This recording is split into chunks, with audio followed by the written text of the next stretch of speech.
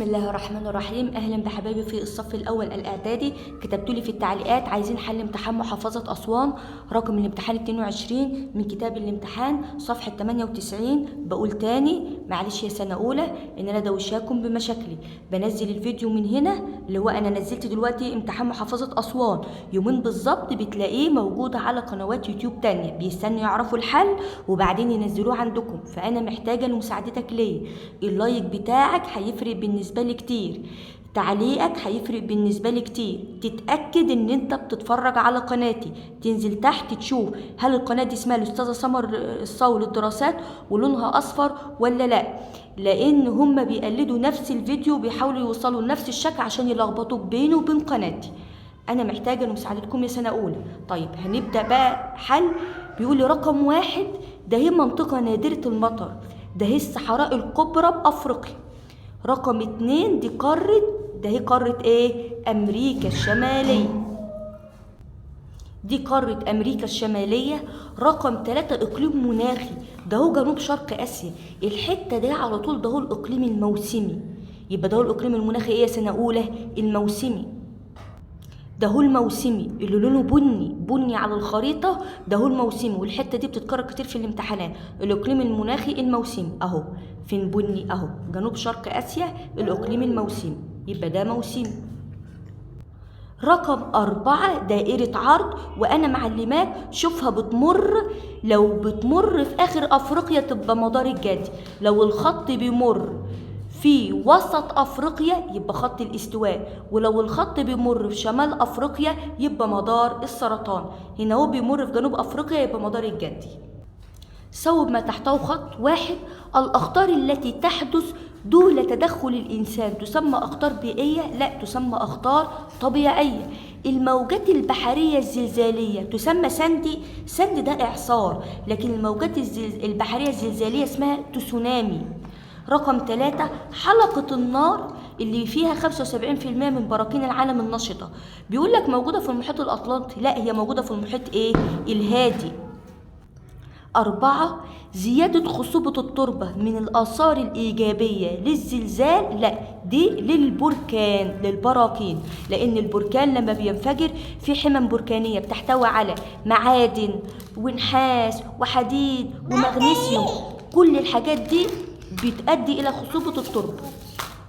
ماذا يحدث إذا وقعت مصر بين دائرتي عرض من 60 ل 90 شمالا وجنوبا؟ 60 ل 90 شمالا وجنوبا، ده هو اقليم الطندرة، ده هو اقليم الطندر. يعني اذا مناخ مصر هيبقى شبه مناخ ايه؟ الطندرة. نكتب كده طبعا ده هو صوت آية بنتي قاعدة جنب مني. نكتب كده الإجابة: أصبح مناخ مصر صيف قصير بارد نسبيا، قليل المطر، وشتاء طويل شديد البرودة مع سقوط السلوك. دي خصائص الإقليم الطندرة. يبقى أصبح مناخ مصر صيف قصير بارد نسبيا، قليل المطر، وشتاء طويل شديد البرودة مع سقوط السلوك. ماذا يحدث إذا استمر انبعاث الغازات الدفيئة الناتجة عن الأنشطة البشرية بكثرة؟ طبعا ده هيؤدي إلى ارتفاع درجة حرارة العالم اللي هو اسمه الاحتباس الحراري. ركز معايا سنة أولى، بعد ما تكتب يؤدي إلى حدوث الاحتباس الحراري أو ارتفاع درجة حرارة العالم تكتب كده، وبالتالي بعد ما تكتب يؤدي إلى حدوث التصحر تكتب ارتفاع متوسط درجة حرارة العالم وبالتالي ذوبان الجليد وتقلص.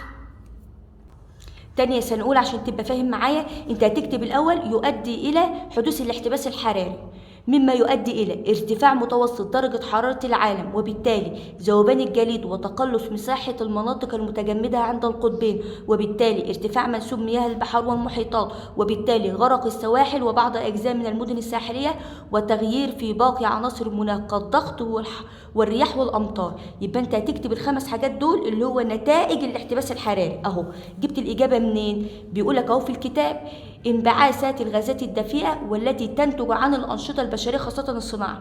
ده هو بسبب إيه؟ بسبب الاحتباس الحراري. هو بيقول لك ما النتائج التي ترتبت على كثرة الغازات الدفيئة؟ أقول له حدوث الاحتباس الحراري مما يؤدي إلى، وتكتب بقى نتائج الاحتباس الحراري ال5 حاجات دول. اكتب المصطلح الجغرافي الدال على كل عبارة. 1. أمطار تحدث بسبب تقابل هواء بارد مع هواء ساخن، دي اسمها الأمطار الإعصارية. الفرق بين متوسط درجة حرارة الصيف والشتاء ده اسمه المدى الحراري السنوي. لما قال لك الفرق بين الصيف والشتاء يبقى مدى حراري سنوي. في مدى حراري يومي لو قال لك الفرق في متوسط درجات الحرارة النهار والليل، هنا عايز السنوي. تراكم الثلوج على جوانب الجبال وتحركه إلى أسفل بسرعة شديدة، دي اسمها الانهيارات الجليدية. تدهور القدرة الإنتاجية للأرض الزراعية ده اسمه التصحر. أكمل. رياح ذات تأثير محلي تهب على مناطق محدودة من سطح الأرض. لدم قال لك مناطق محدودة وتأثير محلي تبقى الرياح المحلية. تقاس شدة الزلزال بمقياس ريختر. يستطيع الإنسان أن يتحكم في خطر السيول. استخدام طرق الري التقليدية يؤدي إلى حدوث تملح التربة. راجع حلك يا سنة أولى. بما تفسر يؤثر الغطاء النباتي في درجة الحرارة. لدم قال لك بما تفسر ما تكتبش حيث، اكتب لأن الغطاء النباتي يمنع أشعة الشمس من الوصول مباشرة لسطح الأرض، لذلك تقل درجة الحرارة في الغابات والمناطق المزروعة عن درجة الحرارة في المناطق المكشوفة بلا غطاء نباتي. هنكتب كل ده. للفيضانات آثار إيجابية. دي الآثار الإيجابية للفيضانات: 1. تخزين خزانات المياه الجوفية. 2. إزالة النفايات من مجاري المياه والأنهار وصرفها إلى البحار، وبذلك يتم التخلص منها. صح وغلط. تكونت أولى طبقات المجتمع في مصر القديمة من فرعون وأسرته. صح، الطبقة الأولى على رأس الهرم كان فرعون وأسرته. عرف المصريين القدماء الموسيقى وأحبوها. أيوة صح. احتكر البطالمة أثناء حكمهم لمصر بعض الصناعات مثل الزيوت والمنسوجات. تعالى كده نشوفها في الكتاب، هتبقى الإجابة صح، لأن هم فعلا احتكروا صناعة الزيوت والمنسوجات. لكن هم كنت عايزة أشوف بقى الحرية، لأن هم ما احتكروش كل الصناعات، هم سابوا بعض الصناعات وسمحوا للأفراد إن هم ينتجوها بحرية، زي المنسوجات الصوفية والورق والزجاج والعطور والحلي. المنسوجات الصوفية والورق والزجاج والعطور والحلي دي ما كانش فيها احتكار، اللي فيها احتكار الزيوت والمنسوجات. والإجابة هنا صح، وأنا قلت أتأكد معاكم صح. عبادة سرابيس مزيج بين الديانتين المصرية والإغريقية. سرابيس ديانة صح. طيب، من هو هزم الفرس في آسيا الصغرى وسوريا وفينيقيا؟ الإسكندر الأكبر، لذلك لقب بأعظم الفاتحين. من علماء جامعة الإسكندرية وضع أصول علم الهندسة إقليدس، الطفو أرشميدس، التاريخ مانيتون. هنا عايز الهندسة يبقى إقليدس. تولى إدارة القسم الغربي للإمبراطورية الرومانية بعد مقتل يوليوس قيصر. الغربي يبقى أكتافيوس. مارس الرهبنة الفردية الأنبا أنطونيوس. قارن بين الأدب القصصي والأدب التهذيبي مع ذكر مثال لكل منهما، يعني قول التعريف والأمثلة.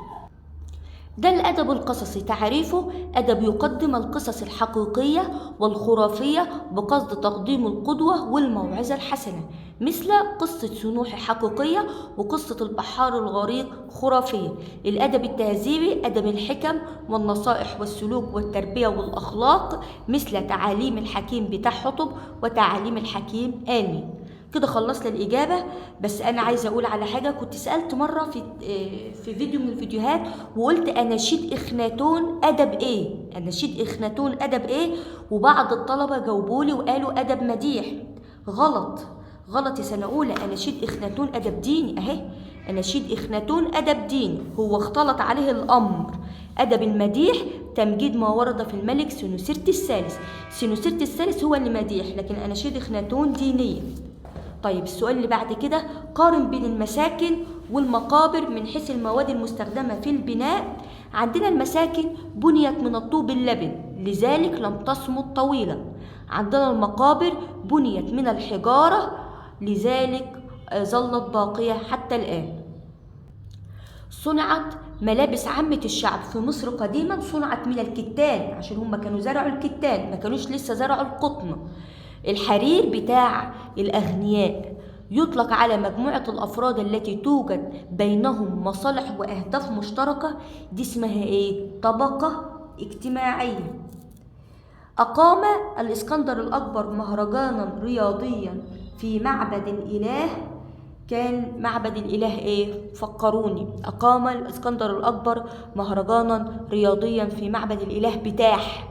كان في معبد الإله بتاح كان آمون في واحد سيوة والإله بتاح. تعال نشوفوها كده أهو. فعلا زار معبد الإله بتاح في منف وأقام فيه مهرجانا رياضيا على الطريقة الإغريقية.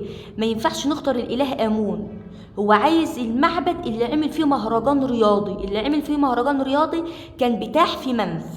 كان بتاح في منف، فاحنا هنختار بتاح. ليه بتاح؟ لأن بتاح ده اللي عمل فيه مهرجانا رياضيا. طب عصر الشهداء، عصر يطلق على عصر الإمبراطور دقلديانوس اللي هو عصر الاضطهاد الدين المسيحيين. رتب من الأقدم إلى الأحدث. عايزين أقدم حاجة عندنا إنشاء منارة الإسكندرية، كان ده في عهد البطالمة، وبعدين هناخد معركة أكتيوم البحرية. بعد كده هيبقى عندنا دخول المسيحية مصر والفتح الإسلامي. اذكر سبب اختلاف الأساس في مصر القديم من منزل إلى آخر، وذلك حسب الظروف المعيشية للأسرة. هنكتب السطر ده، وذلك حسب الظروف المعيشية للأسرة. ما النتائج التي ترتبت على إلغاء الرسوم الجمركية على الواردات في مصر أثناء الحكم الروماني؟ إيه النتائج اللي ترتبت على ذلك؟ شهدت التجارة رواجا داخل وخارج مصر أثناء الحكم الروماني، وارتفاع مكانة الإسكندرية كميناء تجاري مهم. شهدت التجارة رواجا داخل وخارج مصر أثناء الحكم الروماني وارتفاع مكانة الإسكندرية كميناء تجاري مهم. ناخد بعد كده ما مقترحاتك لتكون مواطن صالح. مقترحاتك لكي تكون مواطن صالح هتكتب الدعائم الأربعة لإعداد المواطن الصالح. افهمهم واكتبهم باسلوبك، يعني مش لازم تكتب كل ده، افهمهم واكتبهم باسلوبك. اكتب ليعرف حقوقه وما عليه من واجبات، ادي كده 1. 2 يعمل على القيام بواجباته وحل مشكلات مجتمعه. 3 يكون متحليا بالصفات الحميدة. 4 يعيش مع الآخرين متعاونا متحبا محترما لحقوقهم ومتقبل آرائهم مؤكدا على انتمائه للمجتمع الذي يعيش فيه. افهموا واكتبوا بأسلوبك. كانت معاكم من سمر الصاوي. يا رب أكون ساعدتك النهاردة يا سنة أولى وفدتك ولا 1%. افتكر دايما إن أنا هنا موجودة علشان أساعدكم. ربنا معاكم.